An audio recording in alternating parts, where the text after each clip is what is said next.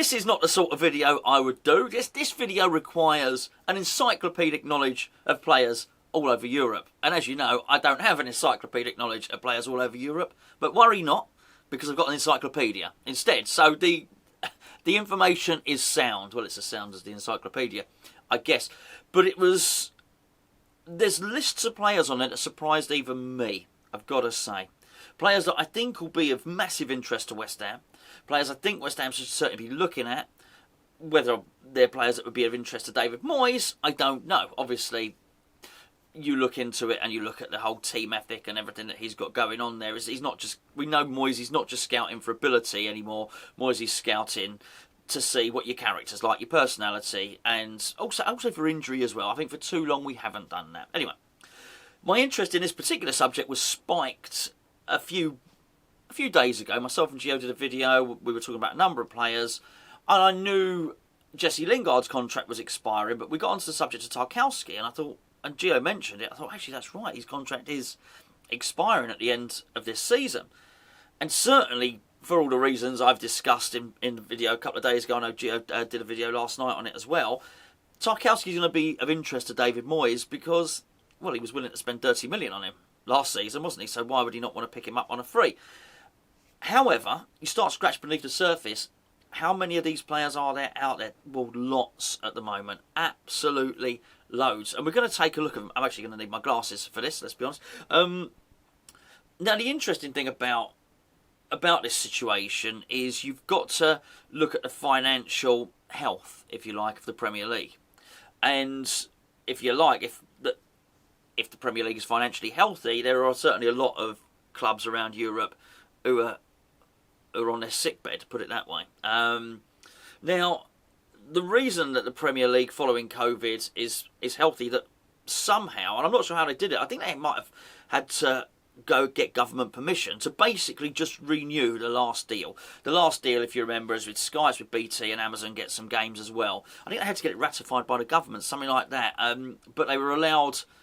It got passed through. They were allowed not to put it out to tender this time. And what it did is it gave the Premier League massive security. I think possibly, just to change the subject slightly, I think unwittingly, that all those top 6 clubs or whatever they were trying to break away in the Super League probably did the Premier League and Sky in particular, I think, a favour because they hardened the government's stance on it, so the government allowed this to go through. But what it's allowed us to do in terms of Premier League clubs is plan for the next, it's actually the next 4 years, but even though it's a 3-year deal, we've got this year as well. That's a financial comfort blanket that the other leagues just don't have. You've only got to look at the mess that Spain's in, look at the mess that France is in.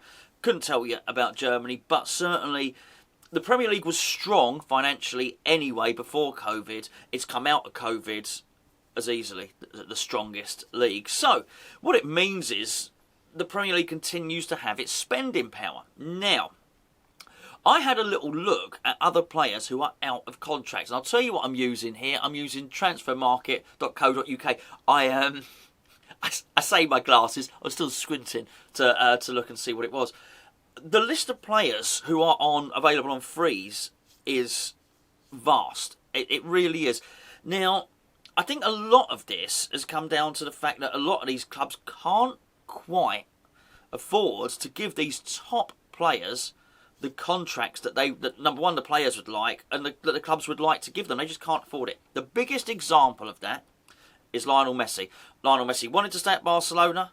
Barcelona wanted to keep Lionel Messi, but they couldn't afford his wages. Even a 50% drop, Barcelona couldn't afford his wages.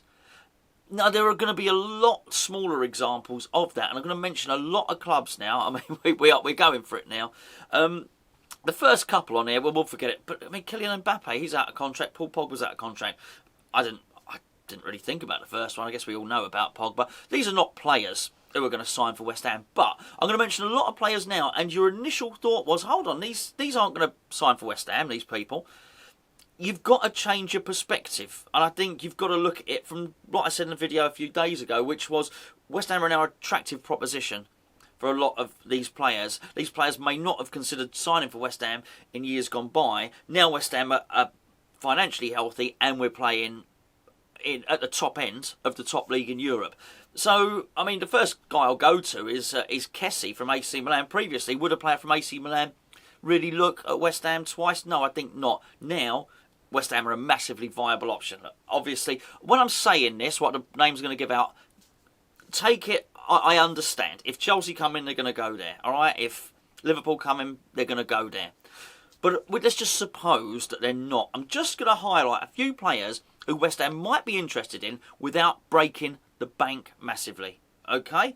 Now, Kessie, it was Frank Kessie. I'm never sure whether to go with a Frank or a Franck. I think we might go with a Franck, but a Frank Kessie. I mean, he's a... You'd think he might appeal to David Moyes. He's all energy, he's all action. Forget his market value, actually. I'm not even going to go with the market values. It doesn't really matter. But again, you look at him and you think, this surely is someone that would fit into the system. I've spoken about Alex Crowell before. Not sure Alex Crowell will be signed permanently. Don't know. We need to see a bit more. But this guy certainly comes in. This guy can certainly not only do a job at West Ham, but contest for a first team place there. Running his contract down, I think it's viable. I do think this is a viable option. The next one down's Dybala. You know, Dybala obviously plays for Juventus. Really good striker, is the Argentinian striker. He's got a dual nationality actually, but he's. I don't think he will. I'm trying to be realistic. I think he's too good for West Ham, and I'd be amazed if Juventus can't sort something out and get him signed up. Now the other guy. Now this guy is going to warm your cockles. He really is. This guy is going to resonate with everybody who's a regular watcher of this channel. Ladies and gentlemen, may I present to you Ousmane Dembele. Yes, there's a Dembele. A Dembele is out. Which Dembele? We don't care. Any Dembele will do. But this is the Dembele, if you remember. He's now at Barcelona, right? He was at Dortmund. Barca paid big money for him, and you'd have to say it hasn't really worked out. Very good player. He seems to have been around forever, but that's because there's millions of Dembeles, I guess. This one's only 24. You know what I feel about this? I feel there's always been room in West Ham for a Dembele or two. I really do. I really do. But all joking aside, he's a good player. Really, really good player. Bit injury prone, to be perfectly honest with you.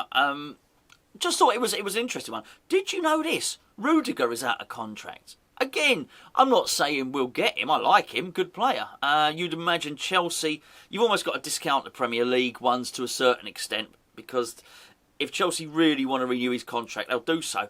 Also, Christensen is out of contract. I don't know how...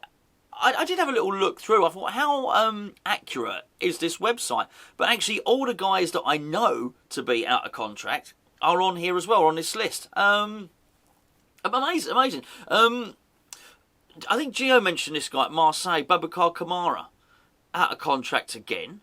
We're starting to look at some really, really good players here. The centre back at Bayern Munich. I don't know how to say his, I should. It's only 4 letters, his surname, but I'm going to go with a couple of versions. So it's Nicholas is his first name. Is it Saul? Is it Soule? I say Saul, you say Soule. He's massive, this guy. If it's the guy I'm thinking of, he's about 6'5" high and about 6'5" wide. Honestly, he's got a turning circle of an oil tanker. I don't know. It might be somebody. You just don't know how healthy Bayern Munich are at the moment in terms of. You'd imagine, again, his contract would have been done. Now, this guy, he's at Mönchengladbach, which is... Where is he? Where's he gone? Dennis Zakaria, who's a sort of central midfielder. Again, he's Chunkenstein. He is absolutely mahoosive. This guy is... I don't know, I just get very excited about us crowding the opposition's area with a load of big blokes. Bosh, on you go. That's not a headbutt, that's a header in, but I'm not suggesting we assault anybody. Oh, that was interesting. Tarkowski we've discussed again. You know, I can't rule this one out. I really can't. Also, I think what we've got to do is we've got to look at the English contingent, the English quota. If this is Mark Noble's last season, he's probably a homegrown player. We're going to need to bring an English player or two in, certainly. I mean, I don't know how it works with Ben Johnson being being one? Does he go from a young player to being an established one? I don't know, but I guess we're on the cusp. I think we're on the cusp anyway. So I can see us bringing an English player in. I really can. Tarkowski, I still think, ticks a lot of the boxes for us. I mean, there are so many. There's 4 pages. Is that? Do you see that again? It's that fly again. It's probably a different fly. Where's he gone? Lacazette, right? Lacazette, I can't see it. I think the profile is all wrong for West Ham. I'm sorry. What, do you know what? It's something. I'm sorry, I've gone mad here. I can't be bothered to edit the video again. I have actually gone mad. You're probably watching this thinking there's nothing there, Gonzo. There's nothing there. You're just hitting your own hooter. There you go. Anyway, Lacazette, too old as far as I'm concerned. I know he's got ability. I also can't see him fitting within David Moyes' system. Certainly can't see him coming in and playing second fiddle to Antonio. Now, this is quite key with Antonio. I don't think you've necessarily got to play second fiddle to Antonio. I think as long as you can play wide, we give the example of Hlosek. Hlosek is a good example because he can play wide or he can play as a forward. So just because Antonio's playing doesn't mean Hlosek will be out of the team. I think if Antonio's playing, Lacazette's out of the team. I just don't think he's that sort of player, really. Age is wrong. I don't think so. I don't think and if you want monster wages, I don't think we need to do it. Jesse Lingard, this is what I'm saying. We know Lacazette's out of contract. No, Lingard's out of contract. We know Tarkowski, which is why I've got to think I actually believe this stuff, you know, about Kessie and about Zakaria and these guys being out of contract. Lingard, I mean, this one's going to run and run, isn't it? It really is. I mean, there's a couple of comments on the videos the last couple of days, people saying, I don't know why Lingard is still open for discussion. Why are we still discussing this?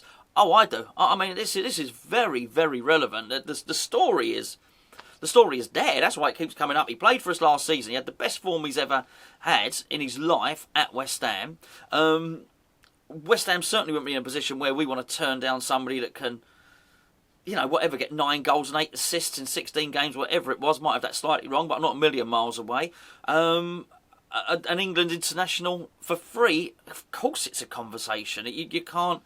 I think the conversation would have been dead if we'd have if he'd have already signed a new contract to Manchester United. But I'll tell you now, as long as he is not signing the contract to Man United, the conversation is out there. And until he makes decision, it's there. As I say, I've got 4 pages of this. I'm still on the first page. I'm going to have to finish this. Do you know what? We'll carry on tomorrow. We might even carry on the next day as well, if you're interested. That is. The other one, I thought this was really interesting here, was Todd Cantwell. Todd Cantwell. He's good, isn't he? I mean, anytime I've seen him play, he's a really, really good player. I guess he's been injured a bit this season, or it hasn't worked out for him or something. I guess if he was that good, I understand what people say. If he was that good, Norwich wouldn't be so crap this season. But I do think there's a good player in there. Every time I see him play, he's a floater, you know. I do like a good floater, you know. He glides across the pitch. He's 23. Would there be some compensation due? I'm not sure. I don't know how it works. I don't know what age that is. But, I mean, I'd be loath to let him go, Norwich. And again, you sort of look at that and think, is that somebody that might interest Moyes? Yeah, quite possibly. Again, the English contingent is... He ticks a box there. Next one down, and there's last 2 on the page. One of them I don't even know who he is. I'm not even going to pronounce him. He's a centre-back from AC Milan, and he's injured anyway, so forget him. But Angel Di Maria, great player. It's a no. It won't happen. I wouldn't want him anyway. And I know, you know, look, West Ham are not good enough yet to be turning their nose up at someone like Angel Di Maria. But it's not really what we're doing. I'd almost...